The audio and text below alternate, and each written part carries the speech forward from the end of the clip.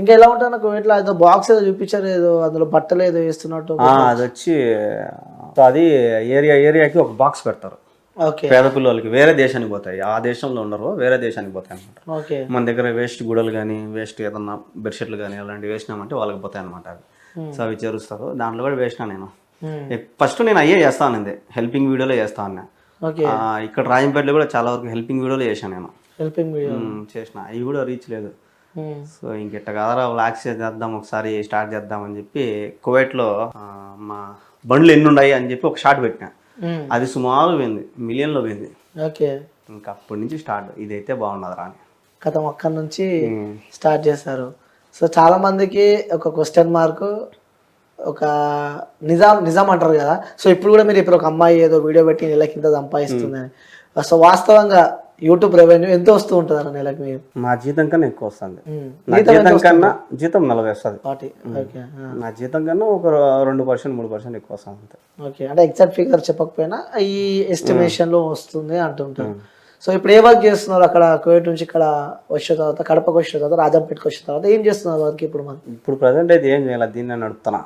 Next ఏంది మరి? Car కొందాం అనుకున్నా, దానికోసమే ఒక హెల్ప్ కూడా అడిగినా, కానీ జనాలు చేసే పొజిషన్లో లేరు.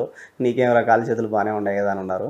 సో కారు తీసుకోవడానికి నా దగ్గర నేను ఎట్లా అంటే, కారు మొత్తం పేమెంట్ కట్టేసాం అనుకో, సో మనకి ఎటువంటి ఇబ్బంది ఉండదు. అదే ఫైనాన్స్ ఇప్పుడు నా దగ్గర ఉండే సగం డబ్బులు దానికి కట్టినాను అనుకో, అది 1 నెల 2 నెలలు కట్టకపోతే దాన్ని ఎత్తుకొమ్ముతారు. సో నేను మళ్ళా కిందికి వెళ్ళిపోతా. అవును. సో అట్లా కాకుండా మీరు ఎవరైనా హెల్ప్ చేస్తారేమో అని ఒక పోస్ట్ పెట్టినా. సో వాళ్ళు హెల్ప్ చేసే పొజిషన్లో లేరు. కింద కామెంట్ ఏమొచ్చినాయి? బా స్వామి, రాత్రి 1 గంటలో డిలీట్ చేసిన దాన్ని. 90 కామెంట్లు వచ్చినాయి. అంటే ఒక వ్యక్తి కువైట్ పోయిండు, మంచిగా వ్లాగ్స్ చేస్తుండు, ఫాలోవర్స్ చూస్తే బీవచ్చంగా ఫాలోవర్స్ ఉన్నారు, మళ్ళీ ఏంటి ఇలాంటి పోస్టులు పెట్టారని చెప్పి కూడా అనుకుంటారు కదా. అంటే ఇప్పుడు నాకు వచ్చే పేమెంట్లో ఒక 5 లక్షలు పెట్టి కార్ తీసుకోవాలి, సెకండ్ హ్యాండ్, కొత్తది కూడా కాదు. ఇదంతా జమ చేసుకొని దాన్ని నేను ఎప్పుడు కొనేది 5 లక్షలు జమ చేయాలి. సో దాన్ని కొనే టయానికి నాకు మళ్ళీ రిటర్న్ పోయేదానికి టైం దగ్గరకు వచ్చేస్తుంది. నేను పోకుండా ఉండాలంటే ఆ కార్ తీసుకున్నానంటే నేను ఇక్కడ బాడీలు తోలుకుంటా ఉంటా కదా. సో ఆ ప్లాన్లో నేను అడిగిన. అందరు ఏమనుకుంటా నువ్వు దుబారుగా తిరిగేదానికి అడుగుతున్నావా అని అన్నారు. ఆయన నీ కారు వద్దు, ఏం వద్దు సార్ అని చెప్పి నా దగ్గర ఉన్న డబ్బుతో నేనైతే ప్రజెంట్ బుల్లెట్ అయితే బుక్ చేసిన. థ్యాంక్స్ నా. వ్లాగ్స్ స్టార్ట్ చేద్దామని దాంట్లోనే. వచ్చిన కాడికి రాని 10,000 రాని 20,000 రాని నా సొంత డబ్బులు వచ్చే చాలు నాకు. ఇలా దగ్గర నుంచి ఒక్క వాళ్ళు చూస్తే చాలు నాకు. అంటే మ్యారేజ్ తర్వాత వెళ్ళారన్నా కువైట్కి? మ్యారేజ్ తర్వాత. అంటే ఎలా అనిపించిందన్నా? అంటే పెళ్లి చేసుకొని మనతో ఉండాలని చెప్పి వచ్చిన వాళ్ళని కూడా ఎంతో, ఇంకా లవ్ మ్యారేజ్ మీదే ఎంతో ప్రేమతో ఇష్టపడి చేసుకున్నారు. సో వెళ్తుంటే ఆ మూమెంట్ ఎలా ఉండే? అంటే ఇప్పుడు ఇక్కడే ఉండి ఒక పూట తిని ఒక పూట తినకంట ఆ పాప బాధపడతా ఉంటే అది చూడలేక అక్కడికి వెళ్ళి నేను పస్తుండి ఆ పాప 3 పూటలు తింటుందంటే అది చాలు. ఇంకంతకన్నా ఇంకేం కావాలి. అంటే నిజంగా చెప్పాలన్నా వాస్తవంగా ఎన్నిసార్లు బాధను చంపుకొని బతికిరన్నా మీరు? ప్రతిరోజు జెండు బాంబు పూసుకొని పనుకుంటాం మేము, నిద్ర రాక. ప్రతిరోజు నరకం. మేము పనుకోబడికి ఇక్కడ మీకు తెల్లారిపోయింటుంది 4:30-5 అయింటది. మేము ఆడ 2:30-3 అనుకుంటాం. ఏం ఆలోచిస్తూ ఉంటుంది? నిద్ర రాదు అసలు. జెండు బాంబు పూసుకునే నిద్ర రాదు. అటనోస్కి ఇటనోస్కి చూస్తే పొద్దున అవుతుంటుంది. మళ్ళీ పొద్దున్న ఏదో ప్రకారం డ్యూటీలు చేసుకోవడం. అంటే ఎంత సంపాదించినా ఎంత ఉన్నా ఫ్యామిలీతో, మన వైఫ్తో, మన కుటుంబంతో ఉంటే వచ్చే ఫీలే వేరే ఉంటుంది. కానీ మనం ఎంత కష్టపడినా వీళ్ళు ఇక్కడ హ్యాపీగా ఉన్నారు కదా, అది చాలు. మేము ఇంత బాధపడతా ఉన్నా కూడా వాళ్ళకి చెప్పవు మేము ఇంత బాధపడుతున్నాము అని. ఇప్పుడు ఈ వీడియోల ద్వారా వాళ్ళకి తెలుస్తాయేమో తెలియదు, కానీ నా వీడియోల ద్వారా మా ఇంట్లో వాళ్ళకి తెలుసు. మా ఇంట్లో వాళ్ళు కూడా అంటూ ఉంటారు, ఎందుకు అంత బాధపడతావు, అంత కష్టపడతావు నాయన అని. ఎప్పటికైనా మంచి రోజులు రావా అని వాళ్ళకు కూడా ధైర్యం చెప్తూ వస్తాను. ఓకే. ఎప్పుడైనా అనిపించిందారా అరే ఈ జన్మ ఎందుకు నేను ఎంత కష్టపడుతున్నా, అవసరమా ఈ జన్మ అని ఎప్పుడైనా అనిపించిందా? కరోనా టైంలోనే, ఇంకెప్పుడు అనిపించలే. ఇంకెప్పుడు కూడా ఎందుకు అనిపించలేదు అంటే మా బతుకులు ఇంతే మారు. సో ఇప్పుడు నేను మార్చుకోవాలా. ఎందుకంటే ఇప్పుడు మా అమ్మ నాయన ఆస్తులు ఏం లేవు, మా తాతల ఆస్తులు ఏం లేవు, మా అమ్మ మా నాయన ఆస్తులు ఏం లేవు. మా నాయన చంపారేలా మా తాత చంపారిచ్చినట్టు కూడా అమ్మేసుకున్నారు. సో ఏం లేవు కాబట్టి మా బతుకులు ఇంతే. ఎప్పటికైనా నేను సంపాదించుకోవాల్సిందే, నిదానం సంపాదించుకుంటా. జీరో మొత్తం అంత జీరో, ఏం లేదు, అంత స్థలం కూడా లేదు. ఓకే. మా నెక్స్ట్ ప్లానింగ్స్ ఏమైనా ఉన్నాయా? ప్లానింగ్స్ అంటే ఇంకా ఇదన్నా, ఇంకా యూట్యూబ్లో సంపాదించాలి దేవుని దేవాళ్ళు. చాలా మంది యూట్యూబ్లోనే సంపాదించి ఇల్లు బిల్డింగ్లు కట్టున్నారు, చాలా మంది చాలా చేస్తున్నారు. ఏమో దేవుడు నాకు ఒక ఛాన్స్ ఇస్తాడేమో అని ఆలోచిస్తాను. ఓకే. సో మళ్ళీ ఒక మొన్న వీడియోలో కూడా మళ్ళీ నేను కువైట్కి వెళ్ళను అని చెప్పి చూశాను ఆ వీడియోలో. మళ్ళీ వెళ్తున్నారా లేదా క్వశ్చన్ మార్క్ ఏంటి దానికి ఆన్సర్ ఇవ్వలేదు. నేనైతే పోకూడదని అనుకుంటున్నా. ఇంకా అనుకుంటున్నారు, ఇంకా ఫిక్స్ కాలే? పోకూడదు దేవుని దేవల్ల, అంతే. పక్కా పోను, గట్టిగా ఇక్కడే గుచ్చుతా జెండా. ఇంకా పరిస్థితులు బాగాలేకపోతే పోవాలంటే ఇళ్ళల్లోగా పోను, ఇంట్లో పని చేసానిక పోను. సూన్ వీజాలని ఉంటాయి. ఓకే. సో బయట ఎక్కడైనా పక్షిలాగా నువ్వు వ్యాపారం చేసుకోవచ్చు. ఓకే. అది దానికి సుమారుగా ఒక 5-6 లక్షలు ఖర్చు వస్తుంది. అది కూడా. సో అది అట్లా పెట్టుకొని పోతా, అంతేగాని ఇంట్లోకి పోను. ఇదైతే ఫిక్స్ అయిపోయినా. ఓకే. అంత ఇబ్బందులు ఉంటాయంట. అంటే నైట్ టైంలో కూడా అటాక్స్ అవుతూ ఉంటాయంట కానీ అక్కడ గల్ఫ్ కంట్రీలో కూడా. అంటే ఇప్పుడు ఎడారి ఉంటుంది, ఇప్పుడు దేశం చిన్నదే కానీ చుట్టూ ఎడారి ఎక్కువ. అవును. ఆ ఎడారి చుట్టూ అంగళ్ళు పెట్టుకుంటారు కొంతమంది. అంటే అంగళ్ళు బొంకులు పెట్టుకుంటారు, లారీలు పెట్టుకుని లారీలలో బీడీలు, సిగరెట్లు, స్ప్రైట్లు, ఇట్లాంటి వాటర్ బాటిల్ అన్ని అమ్ముతుంటారు. ఎందుకంటే వీళ్ళు రాత్రిపూట్లు ఎక్కువ కార్లలో తిరుగుతుంటారు పిల్లనాయాలు. సో అట్లాంటి చాట జరుగుతాయి. ఎప్పుడైనా చూసారా అలాంటి సందర్భాలు? నేను చూడలే, కానీ నేను అక్కడ ఉండగా టిక్ టాక్ లో చూసినట్టే ఒక బెంగాలీ అతన్ని కూడా కొట్టి రాడ్లతో కొట్టి సిగరెట్ ఇవ్వలేదని కొట్టి చంపేసినారు. చాలా ఉన్నాయి. నేను ఉండే ఇంట్లో అయితే పిల్లలు కొట్టుకున్నారు, కార్లతో గుద్దుకున్నారు. నేను ఉండే ఇంట్లోనే. సో నేను నిద్రపోతుంటే నన్ను కూడా లేపుకొని తీసుకున్నారు, రా రా రా అని కొట్లాడేదానికి. నా దగ్గర స్పానర్ ఇచ్చినారు, అది మన బండికి బోర్డు లిపుతాం కదా, ఆ స్పానర్ ఇచ్చారు, రా తీసుకొని రా అని. నేను నిద్రలో వెళ్ళిపోయినా, ఇంటి పైకి వచ్చినారేమో పోయినా.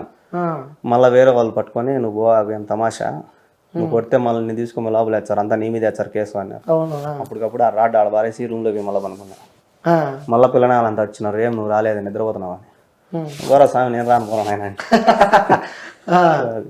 అంటే అక్కడ లాంగ్వేజ్ తెలుగే ఉంటుందా లేకుంటే అరబిక్ ఉంటుంది కదా? వచ్చా మీకు అరబిక్? వస్తుంది, అంటే నా పని వరకు నాకు వస్తుంది.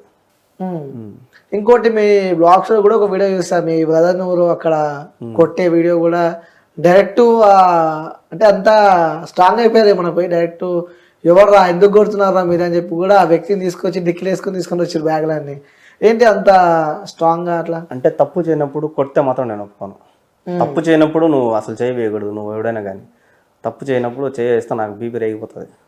సో వాడు ఏం చేసినాడు ఏమో, తప్పు చేయలే కదా, వాడు పని చేసేదానికి వచ్చినాడు, నిదానం చేసుకుంటాడు. నువ్వు స్పీడ్ చేస్తున్నావు, నేను స్పీడ్ చేయగలుగుతాను, చేయలేను కదా. సో నా పని నాది, నీ పని నీదే. ఏదో చిన్న మిస్టేక్ పని దగ్గరే వాడిని 2-3 సార్లు కొట్టినాడు.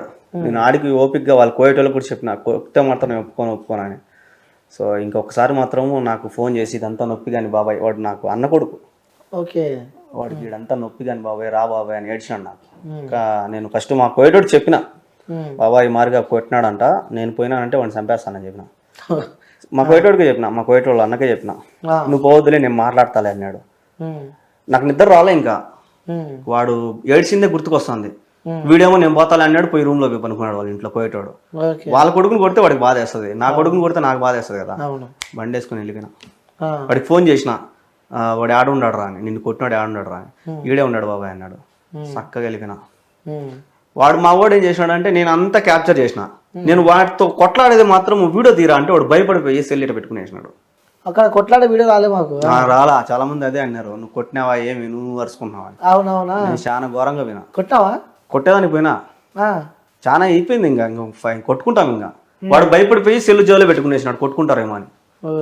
అది కన్నా తీసిండే సూపర్ ఉన్నాడు, ఇంకా ఇంకా బాగున్నాడు, ధైర్యం ఉన్నాడు జనాలకి. అవును, సో ఇట్లా కూడా చేయొచ్చా సూపర్. అవును, మరి ఏమైనా కాంప్రమైజ్ అయిందా లేకపోతే సెటిల్ అయినారు. సో మళ్ళీ ఇంకొకసారి కూడా జరిగింది, అప్పుడు మాత్రం ఇంకా నేను చెప్పేసిన, ఇంకా నేను వాడిని చంపేస్తానని చెప్పి వెళ్ళిపోయినా వాడి మీదకి. మా వాడిది కూడా కొద్దిగా తప్పులు ఉన్నాయి అనమాట. మా వాడు కూడా అక్కడ కొద్దిగా బెస్క్లో ఉన్నాడు, ఆడ చిన్న చిన్న మిస్టేక్లు చేస్తున్నాడు. సో ఇంకెవరికి ఏం చెప్పలేం కదా. ఇప్పుడు నేను చెప్పినా ముందే, తప్పు లేనప్పుడు మనం చేయకూడదని, కానీ మనవాడిది కూడా తప్పు ఉంది కదా. అవును, జాగ్రత్తగా చేసుకుని ఆయన అని చెప్పి. ఓకే. సో కువైట్ నుంచి ఇక్కడికి వస్తేప్పుడు సో బ్యాగ్లన్నీ బాగానే చదువుకుర్రు, బాగానే వచ్చిర్రు. సో అనిపించింది అన్న, అరే ఇక్కడ ఇన్ని సంవత్సరాలు పనిచేసిన వెళ్ళిపోతున్నా అని చెప్పి బాధ అనిపించింది కువైట్ నుంచి వెళ్ళిపోతున్నాను? నేను ఈ ఇంట్లో నుంచి 2వ సారి రావడం ఇంటికి, కువైట్లో ఆ ఇంట్లో నుంచి 2వ సారి రావడము.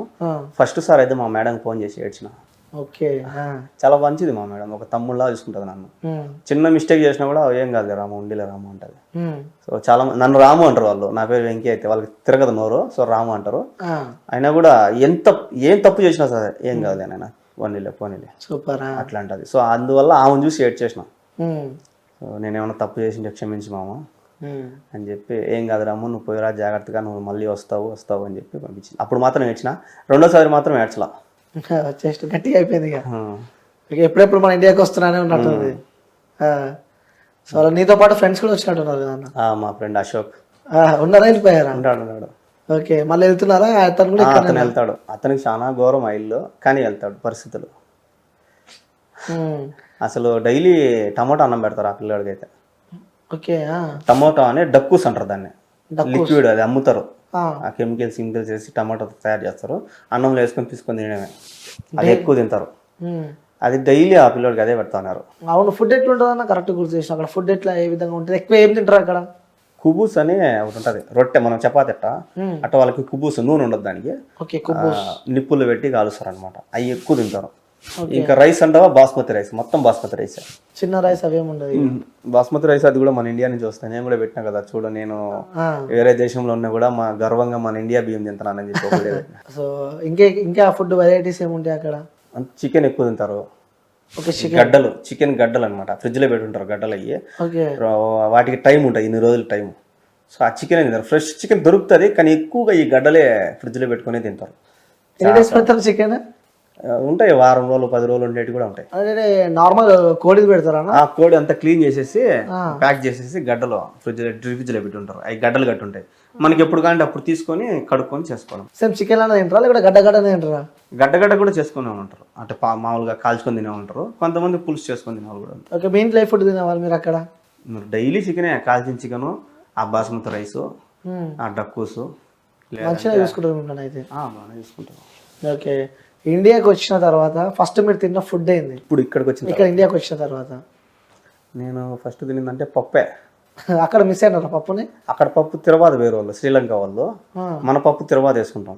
సో అది మిస్ అయ్యి ఇక్కడ పప్పు చేయమని చెప్పిన పప్పు. ఎలా అనిపించింది అలా హోమ్ ఫుడ్ తింటుంటే? ఇది బాగుంటాయి కదా మన అవన్నీ సప్పిడి పుల్లు అనమాట, టేస్ట్ ఉండవు, ఉప్పు ఉండదు, ఉప్పు ఉంటే కారం ఉండదు, కారం ఉంటే పులుపు ఉండదు. అట్లా ఇక్కడ ఫుడ్ అక్కడ ఫుడ్ అంటారు. డైలీ తిట్టుకుంటాను నేను వాళ్ళని, మామూలు తిట్టుకోను, ఇసురు కూడా కొడతా ఒకసారి ఎత్తుకొని. వాళ్ళు ఏమన్నారా మరి? ఏమంటారో కోయటోళ్ళు కూడా చెప్తాను నేను సమాధానం. మనకి భాష రానంత వరకు భయపడాల. భాష వచ్చింది అనుకో, అవును మేము పని చేస్తాను, అన్నకు పెట్టకపోతే ఎందుకు, మేము వచ్చింది దేనికి ఇడిగి అన్నానికి. అక్కడ యూనిటీ అంటే ఏమైనా ఉంటుంది అన్న? మన ఇబ్బంది అయినా కూడా తెలుగు వారందరూ కలవడం కానీ ఇలాంటి యూనిటీస్ ఏమైనా ఉంటాయి, అసోసియేషన్ టైప్స్ ఇలాంటివి ఉన్నాయి. కానీ ఇండియన్ ఎంబసీ ఉంటుంది అనమాట, మనకి ఏదైనా సమస్య వస్తే అక్కడికి పోవచ్చు, సాల్వ్ చేస్తారా వాళ్ళు? ఓకే, అంటే అంతగా ఎవరు పోరు, మనమే సాల్వ్ చేసుకోవాల్సింది. అంత ధైర్యం చేసిపోరు, అంత ధైర్యం చేసిపోతే ఇంకా కోయటోడు ఇబ్బంది పెడతాడు. ఓకే, సో ఎప్పుడన్నా ఇబ్బందిగా అనిపించిందా అరే అని? ఎప్పుడన్నా ఇబ్బంది అనిపించింది అందులో అక్కడ కోయట్లో ఉన్నప్పుడు? నాకా ఇబ్బంది అంటే ఆ వర్క్ విషయంలో కానీ, భయం కానీ ఏదైనా? నేను ఎప్పుడు భయపడితే నేను అసలు ఫోన్ కూడా కొన్నాడికి, ఎప్పుడు భయపడలా. ఓకే, సో అంటే మీ ఆ లైఫ్ జర్నీ మొత్తం చూసాక అరే వీళ్ళకి నేను ఇంకా రుణపడి ఉన్నా, అంటే వీళ్ళ వల్ల కొంచెం ఈ స్థాయిలో నాకు హెల్ప్ చేస్తారు, ఈ స్థాయికి నేను రావడానికి, అండ్ ఎవరికైనా కృతజ్ఞత చెప్పాలి అంటే ఎవరైనా ఉన్నారా మీ లైఫ్లో? యూట్యూబ్ ప్రజలే, ఎవరు లేరు ప్రజెంట్ అయితే, ఇంకెవరు లేరు యూట్యూబ్ వ్యూవర్స్కి. అంతే. ఓకే, సో చివరిగా మీ యూట్యూబ్ ఫాలోవర్స్కి ఏం చెప్తాం? వాళ్ళకి నేను దాసుని అయిపోయాను అనమాట, అంతే. ఓకే, జన్మలు ఇంకా నేను ఇంత సక్సెస్ నాకు ఇచ్చినారంటే ఇంకా వాళ్ళే నాకు దేవుళ్ళు. ఓకే, భార్యను మిస్ అవుతూ ఉంటావు, అక్కడ కొన్ని ఏళ్ళ నుండి ఇక్కడికి వచ్చినావు, సో ఎప్పుడు అంటే ఇంకా మీ వైఫ్తో చెప్పని ఒక విషయం ఏదైనా చెప్పాలంటే ఏం చెప్తావు? ఒకవేళ ఇంటర్వ్యూ చూస్తూ ఉంటే. ఇంకెప్పుడు వదిలి నేను వేరే దేశానికి వెళ్ళను, ఇక్కడే ఉంటా, నేను ఫస్ట్ ఉండి నీ కడుపు నుండి అన్నం పెడతా. సూపర్. ఇంకా మీ మదర్కి చివరిగా? మా అమ్మ నా ప్రాణం, అంతే. ఓకే, సో మొత్తానికి అయితే మీ ఫాలోవర్స్ అందరికి ఒక గుడ్ న్యూస్ అయితే చెప్పినావు అన్న, ఇక అటు పోను ఇటే ఉంటా అని చెప్పి చెప్పినావు. సో ఇక్కడ హైదరాబాద్కి వచ్చినప్పుడు లైక్ రాజంపేట పోయినప్పుడు కూడా అరే అన్న మీరు యూట్యూబర్ కదా అని చెప్పి మీతో సెల్ఫీలు దిగడం కానీ ఇలాంటి సందర్భాలు చాలా మంది దిగుతాను. ఇప్పుడు కూడా పాపం కింద ఒక అతను కూడా దిగినాడు ఇక్కడే లిఫ్ట్ కిందనా? ఓ సూపరా, ఫుల్ హ్యాపీ. ఓకే అన్న. So thank you so much అన్న. సో పిలిచినప్పుడే మా కోసం ఇంత దూరం వచ్చినందుకు. సో ఇంకేమైనా చెప్పాలనుకుంటున్నారా? ఏం కాదు, నువ్వేమైనా అడగాలంటే అడుగు. నేను అడగాలనుకునే ప్రతి ఒక్కటి అడిగేసిన. సో చాలా డౌట్స్ అన్ని క్లియర్ అయిపోయినాయి. సో థ్యాంక్ యూ అన్న. సో ఇక్కడే ఉండాలి, ఇంకా లైఫ్లో సక్సెస్ కావాలి, కారు కొనాలి, అమ్మని మనం చూసుకోవాలి అని చెప్పి కూడా మనస్ఫూర్తిగా కోరుకుంటున్నాం మా వ్యూవర్స్ అందరి తరపు నుంచి కూడా. సో కంగ్రాచులేషన్స్, బుల్లెట్ బైక్ తీసుకుంటున్నా అంటున్నావు. థ్యాంక్స్ అన్న. ఓకే అన్న, థ్యాంక్ యూ అన్న. ఇప్పుడు ఆపరేషన్ లేకుండానే మోకాళ్లకు ప్లాస్మా ట్రీట్మెంట్, మీ ఆర్థోపెటిక్ సమస్యలన్నిటికీ రోబోటిక్ టెక్నాలజీ ద్వారా తక్కువ ఖర్చుతో శాశ్వత పరిష్కారం, ఫ్రీ కన్సల్టేషన్, ప్రతి ట్రీట్మెంట్ పై 20% డిస్కౌంట్. ఈ ఆఫర్ కొద్ది రోజులు మాత్రమే, త్వరపడండి. V9 hospitals 9281465842.